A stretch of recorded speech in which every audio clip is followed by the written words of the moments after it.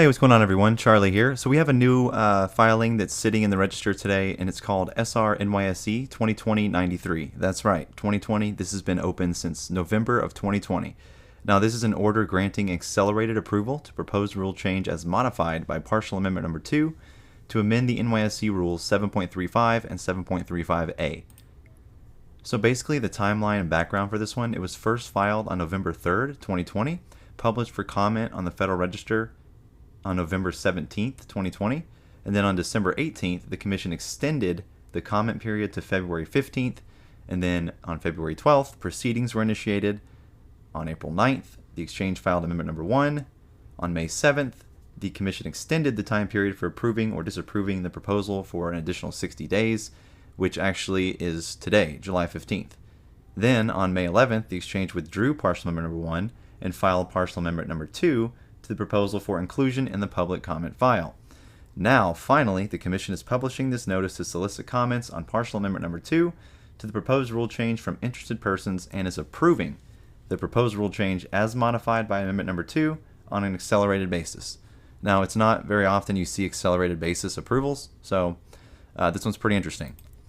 Now, basically what this is going to do, NYSE Rule 7.35 is auction imbalance information. And it's basically, they're proposing to make permanent that the exchange would disseminate auction and balance information if a security is an IPO, which is an initial public offering, or a direct listing, and has not had its IPO auction or direct listing auction. The exchange states that disseminating auction and balance information in advance of an IPO auction or direct listing would promote transparency in advance of these auctions, which would benefit investors and other market participants. So a lot of the times, Citadel and friends go out and buy a lot of these shell companies. They have a lot of IPOs, and they just, they manipulate the offering. So this is basically what is going to prevent that. Now, 7.35A is DMM consultations, which a DMM is a designated market maker. And it's basically this rule amendment is going to provide that a DMM may consult with an underwriter, which is the person that is in charge of offerings, or financial advisors for initial listings, or follow-on offerings for the issuer of such security. The exchange represents that the proposed rule text reflects long-standing practice relating to the type of consultations that a DMM may have with an underwriter. The exchange further proposes to specify that any such consultations will be conducted by an underwriter or financial advisor relaying information to the DMM via either a floor broker or exchange staff. So before, instead of the consultations being directly to a DMM and then going directly to the information, we're going to add an intermediary in here now that's going to help prevent manipulative and fraudulent schemes regarding IPOs and direct offerings.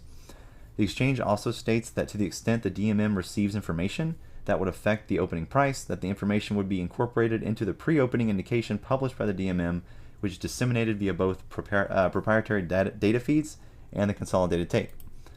Now, changes to this, basically, the exchange proposes to provide an underwriter or financial advisor the choice to use either a floor broker or exchange staff to relay information to and from the DMM instead of going directly to the DMM. So you add that third party in for methods of transparency.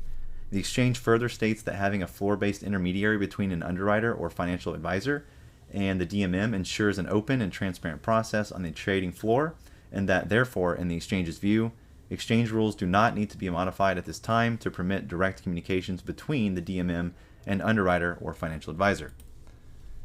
Commission findings. The proposed change to make permanent that the exchange would disseminate auction and balance information if a security is an IPO or direct listing and not has had its IPO auction or direct auction is reasonably designed to promote fair and orderly IPO auctions and direct listing auctions, because including this information in the auction and balance is going to create less of a problem between the designated market maker and the exchange. Now you have the intermediary to verify information.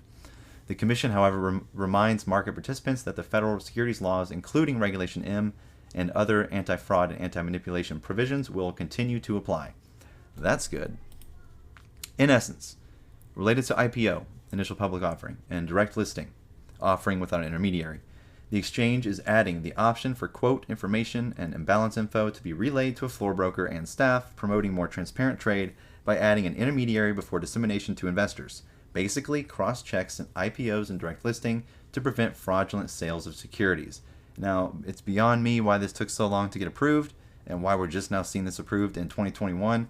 But as of 30 days from tomorrow, we will have a third-party intermediary between the IPO listings and the DMMs. So whoopee.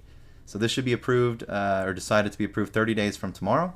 It should be, hopefully something that involves change within the trading that we see, because we know that the NYSE is a key exchange for our two stocks that we love. So just bringing this to your attention. This was sitting on there today. I want to make sure I got it out to you. Again, sorry that I have not been around for the last day and a half. Been resting up. Good to go now. Jack to the tits. Let's go.